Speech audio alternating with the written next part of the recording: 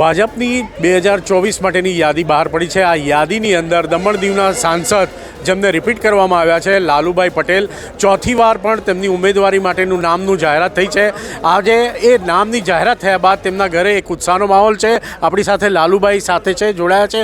લાલુભાઈ, શું કહેશો? 2024માં તમારું ઉમેદવારી તરીકેનું નામ જાહેર થયું છે, કેવો ખુશ? હદ ખુશી, ખુશી એટલે હદ ખુશી, કમરની ખુશી, જીતની ખુશી, ગેરંટીની ખુશી। મોદી સરકાર આ વખતે કીધું છે કે 2024માં 400 પાર કરશું, શું કહેશો આપ? 400 પારની ઉપર જશે એટલી દેશમાં ખુશી છે। દમણના વિકાસની અંદર ઘણા કાર્ય થયા છે અને લાલુભાઈ એવું કહેવાય છે કે તમામ પ્રકારના કોઈ બી પ્રોગ્રામ હોય તેની અંદર હાજરી આપે છે। સરળના સ્વભાવના કારણે શું મેળવી શકશો આ વખતના તમારા ચુનાવી પ્રચારમાં? અમારી દમણની જનતાએ કાર્યકર્તાએ મન બનાવવાનું છે કે લાલુભાઈ જ જોઈએ કે 24 કલાક ફોન ઉઠાવવાનો, સુખ દુઃખમાં જવાનું, વિકાસ જોયો, શાંતિ જોઈ,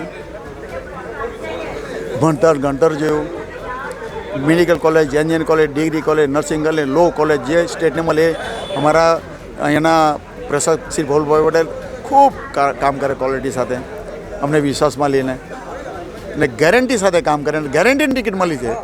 આ ગેરંટીની ટિકિટ છે અને ગેરંટીની સીટ નીકળશે બંને દમણની અંદર કરેલી।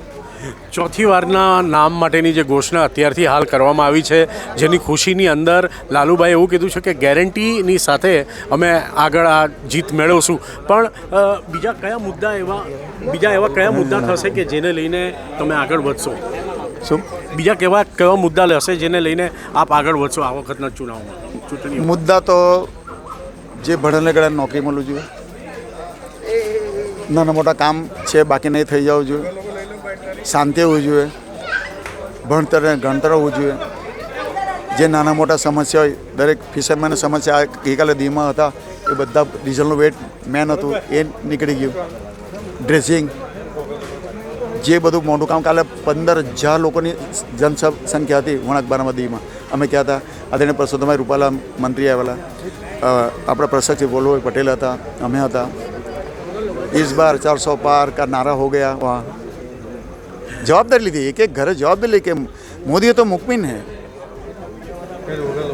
વણાકબારાની સાથે દમણના અમુક પ્રશ્નો છે તેમાં પણ તમને શું લાગે દીવમાંથી પણ તમને આ વખતે સારો એવો પ્રતિસાદ? સારો નહીં, ત્યાંથી ઘણી લીલ લાવીશું અમે, લીલ મળશે ત્યાંથી બી, કોઈ ચિંતા નહીં। इस बार 400 પારની ઉપર મોદી ગેરંટી, મોદી ગેરંટી। મોદી ગેરંટીની વાતો સાથે લાલુભાઈ પોતે એમણે એમના ઘરની અંદર એક આખો ઉત્સાહનો માહોલ જોયો છે। તે માહોલની અંદર લોકો હવે મળવા આવી રહ્યા છે, ત્યારે સાથે સાથે એમના ધર્મપત્ની અને એમના પુત્રવધુ બી સાથે બધા જોડાયા છે।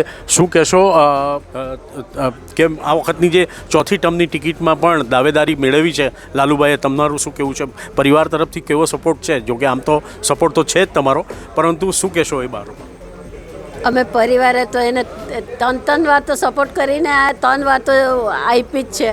આ ચોથી વાર બી અમારા પરિવારના ખૂબ સપોર્ટ જ છે। કેમ કે અમે પરિવારે તો પહેલી વાર એ ઊભા રહ્યા અને જીતા ત્યાંથી અમે તો કોમ્પ્રોમાઇઝ કરી દીધેલું કે હવે આ પબ્લિકના સેવક છે એટલે પબ્લિકની જ સેવા કરવાનો।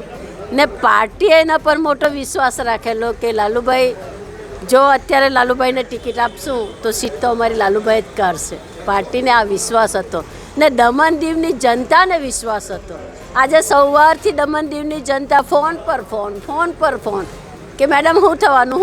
મેં કહ્યું શાંતિ રાખો ને, મોદી સાહેબને વિશ્વાસ છે, લાલુભાઈ પર પાર્ટીને વિશ્વાસ છે, તમને બધાને વિશ્વાસ છે, તો ટિકિટ લાલુભાઈને જ મળવાની છે ને અમને પૂરેપૂરો વિશ્વાસ જ હતો।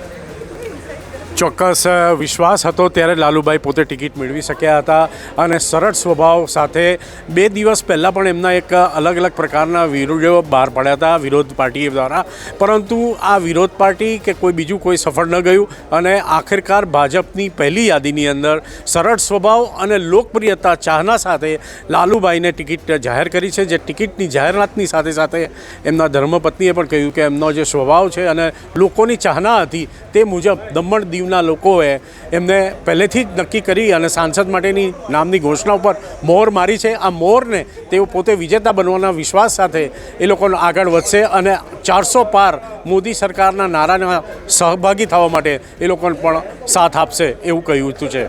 દમણથી કૌશિક જોશી, ગુજરાત તક।